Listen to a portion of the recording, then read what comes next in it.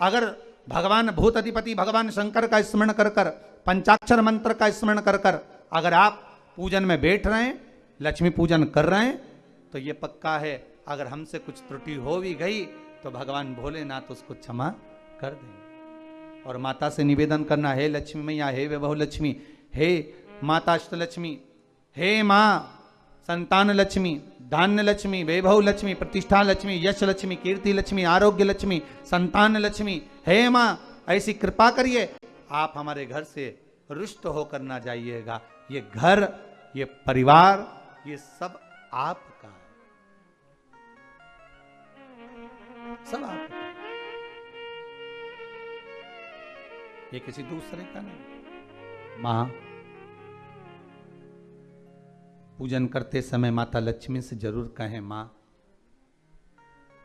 4 साल हो गए, 2 साल हो गए, ये 2 वर्ष जो ये कोरोना महामारी में गए हैं, ये वर्ष जो बेकार निकल गए हैं, मां हो सकता है आप हमसे रुष्ट हो गई हो, पर आज क्षमा मांगकर अपने घर में आप प्रवेश करिए। मां आइए हमारे घर में, आप पधारिए। मां महाराज कितना सुंदर संवाद है। एक साहूकार की बेटी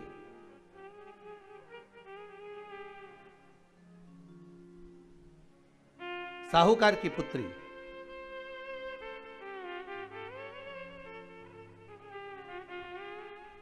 पीपल के वृक्ष के नीचे, बेलपत्री के वृक्ष के नीचे, आंवले के वृक्ष के नीचे प्रत्येक अमावस्या को दीप लगाने जाती थी। उसका नियम था।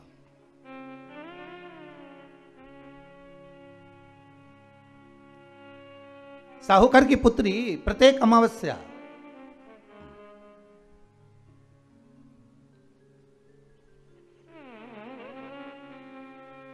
तीन दीप, एक बेलपत्री के नीचे, एक आंवले के नीचे, एक पीपल के नीचे लगाने जाते। महाराज आज नारायण ने कृपा कर दी, और क्या कृपा करी कि आज सरस्वती, पार्वती और लक्ष्मी तीनों इन वृक्षों के नीचे जाकर विराजमान हो गई। पार्वती मैया तो पहले से ही बेलपत्री के नीचे है,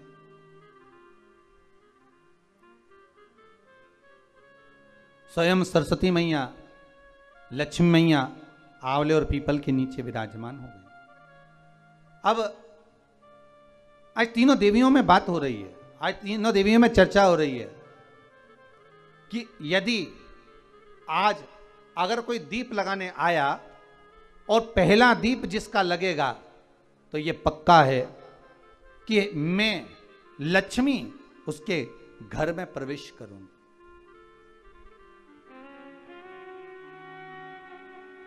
सरस्वती जी बोली, जो पहले बार दीप लगाने के लिए प्रथम में आएगा, मैं उससे अपनी सहेली बना लूंगी, उसको अपनी मित्र बना लूंगी।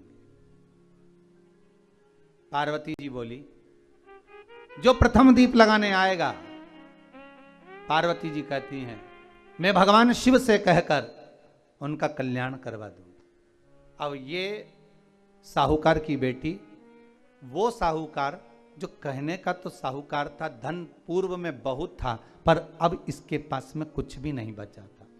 देखिए, सुख दुख तो जीवन में चलता रहता है। आज सुख है, कल दुख है, फिर दुख है, फिर सुख है, ये जीवन में चलता रहता है। भगवान ने दिया, हो सकता है पूर्व में आपके पास में खूब धन होगा, वैभव होगा, सत्ता होगी, फैक्ट्रियां भी होंगी, दुकान भी होगा, धंधा भी होगा, पानी भी होगा, सब कुछ, सारी सत्ता आपके पास में होगी, पर समय की घड़ी किसने देखी है साहब? कौन देखा घड़ी को, कौन देखा पल को? इसीलिए कहते हैं ना, बार बार कहते हैं, तेरा पल पल बीता जाए, मुख से जप ले नमः शिवाय, ओम नमः शिवाय, ओम नमः शिवाय। बड़ी मुश्किल से मिलता है। घड़ी, पल, समय, नक्षत्र कब बदल जाए किसको मालूम है? आज साहूकार के जीवन में था साहूकार कहने का, पर धन नहीं था, वैभव नहीं था, सब समाप्त हो गया था, कहीं पैसा चले गया, लग गया। महाराज बेटी ने वही दीप तैयार करे। दीपावली की अमावस्या नहीं थी, पर दूसरी जो अमावस्या थी उस अमावस्या पे उसने दीप लगाया। जैसे ही दीप लगाया, 3 देवियों ने आवाज लगाई, अरे सखी सुनो तो। साहूकार की बेटी बोली, किसकी आवाज आ रही है? अरे सखी सुनो तो। सखी ने कहा, क्या बात है? आवाज आई, 3 सुंदर स्त्रियां, बड़ी सुंदर युवती बनकर, सुंदर आभूषण वस्त्र पहनकर बैठी हुई थी। एक ही जगह पर तीनों बैठी हुई हैं। इसी को त्रिवेणी कहते हैं महाराज। जो त्रिवेणी का जो वृक्ष होता है, उसमें 3 त्रिवेणी का जो वृक्ष होता है उसमें दिए लगाने का बड़ा महत्व होता है, तो इसी को त्रिवेणी कहते हैं। तीनों बैठी हुई थी। अब तीनों बैठी, आवाज लगाया, हम आपको सहेली बनाना चाहते हैं, सखी बनाना चाहते हैं, आप हमारी सहेली बनेंगी? अब इस साहूकार की बेटी को लगा, ये तो बहुत पैसे वाली दिख रही हैं, धनपति दिख रही हैं, और मैं तो गरीबड़ी, और ना जाने में अगर इनकी सखी बन गई तो फिर इनको क्या मुझे देना पड़ जाए, कोई भरोसा है? इसलिए शास्त्र कहता है कि मित्र भी बनाओ तो सोच समझ कर बनाओ। मित्र भी बनाओ तो सोच समझ कर बनाना। ज्यादा धनपति मित्र बन गया तो मन में आएगा कि जब ये घर आएगा तो इसको घृत का भोजन तो कराना ही पड़ेगा, घी का भोजन तो कराना ही पड़ेगा। इसलिए मित्र भी बने तो ऐसा बने कि जो आपके सम्मुख में हो, उसको धन और वैभव से मतलब ना हो, उसको सत्ता से मतलब ना हो, आप उसको केवल आपसे मतलब, आपकी मित्रता से मतलब। साहूकार की बेटी ने कहा, मैं आपको कल बताती हूं, मेरे पिताजी से पूछूंगी, मैं आपको मित्र बनाऊं कि ना बनाऊं? ठीक है, चलिए। घर पहुंची, पिताजी मुझे 3 सखियां मिली हैं, एक सरस्वती है, एक पार्वती है और एक लक्ष्मी है। अच्छा, पीपल, आंवला और बेलपत्र तीनों वहां विराजमान। अच्छा, क्या कह रही हैं? सखी बनाना चाहती। पिताजी ने कहा, बन जाओ सखी, सखी बनने में दिक्कत क्या है, बनो। अब दूसरी अमावस्या पे जब वो गई और जाकर उसने कहा कि मैं आपकी सखी बन सकती हूं, तीनों प्रसन्न हो गईं। तो उसमें से एक सखी माता लक्ष्मी ने कहा कि चलो आज तुम हमारे घर चलो, हम तुम्हारा सम्मान करना चाहते हैं। सखी को माता लक्ष्मी अपने घर ले गई। साहूकार की बेटी को जब घर लेकर गई, सुंदर सोने की चौकी, सोने की थाली और सोने के गिलास, पकवान एक से बढ़कर एक माता लक्ष्मी ने जब साहूकार की बेटी के सामने परोसे, इधर माता सरस्वती, इधर माता पार्वती नजदीक में बैठ गईं और साहूकार की बेटी पकवान को पाने लगी।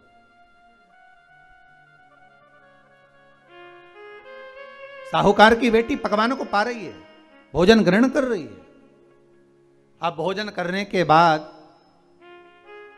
साहूकार की बेटी चली गई। अब जाते से ही माता लक्ष्मी जी ने कहा, सुनो सखी, अगली जो अमावस्या आ रही है, आपको मालूम है वो कौन सी अमावस्या है? नहीं। कहा, दीपमालिका, दीपावली की अमावस्या, आपको मालूम है? ओहो, पर एक बात हम आपको कहें, लक्ष्मी जी बोली, एक बात हम आपको कहें। हाँ बोलिए। हम चाहते हैं इस अमावस्या को आप हमारे घर आई हो, अगली अमावस्या को हम आपके घर आना चाहते हैं, क्या आप हमें बुलाएंगी? सखी ने कहा, साहूकार की बेटी बोली, अगर आपका मन है आने का तो आप आओ, मना नहीं है। साहूकार की बेटी हूं मैं। लक्ष्मी जी ने मन में सोचा, ठीक है, तैयारी करो। आज साहूकार की बेटी घर पहुंची तो पिताजी ने पूछा, बेटी आज बहुत देर हो गई तुझे आने में, कहां रह गई थी तू, कहां रह गई तू?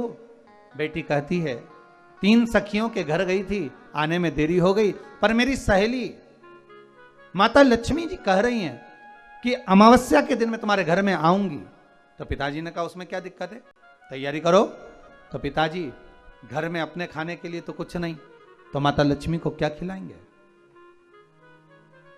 कई लोग कहते हैं कि दीपावली पे ना तो हमारे यहाँ घी है, ना हमारे यहाँ तेल है, ना हमारे यहाँ कपास है, ना हमारे यहाँ पर मिठाई बन रही है, ना हमारे यहाँ अच्छे वस्त्र हैं, हम क्या पहने माता लक्ष्मी को रिझाने के लिए।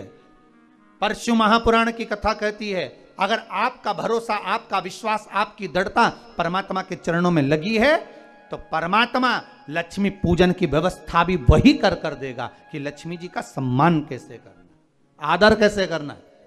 घर में बच्चों का विवाह होता है, टेंशन आपको होता है, परमात्मा पर छोड़ दो, भगवान विवाह कराने वाला होगा, भगवान पाणिग्रहण संस्कार कराएगा, भगवान व्यवस्था करेगा, क्योंकि जन्म उसी ने दिया है तो मृत्यु भी वही देता है, जन्म उसी ने दिया है तो पाणिग्रहण संस्कार भी वही करा देता है।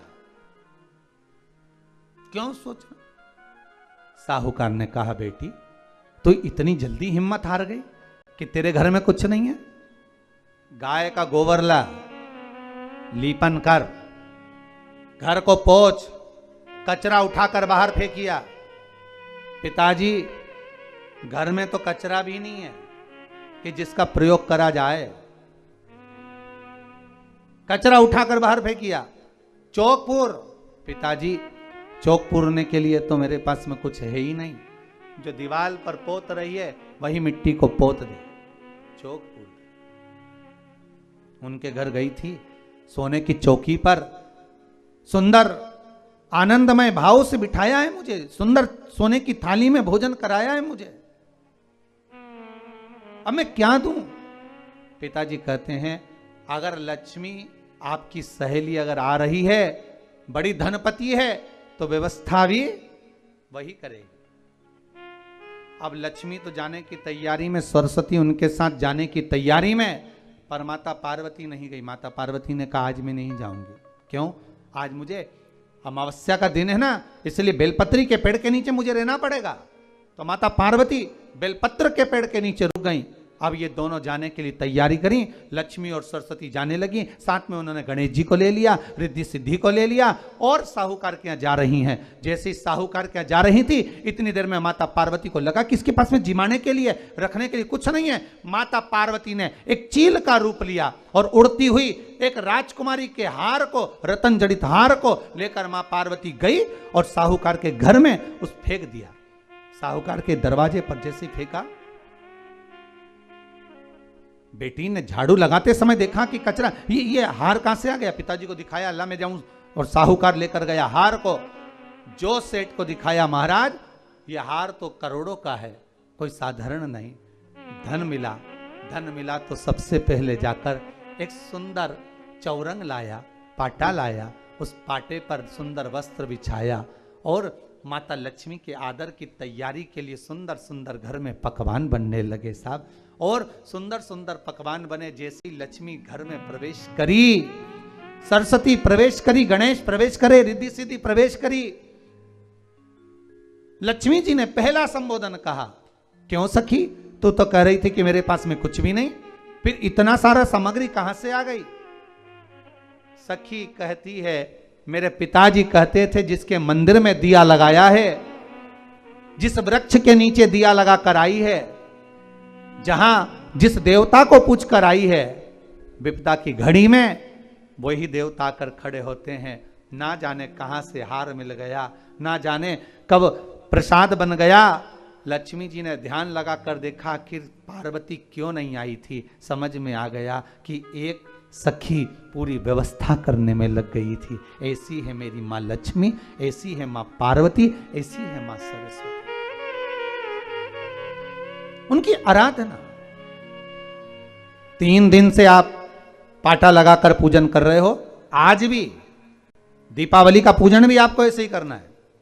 जितना पूजन आप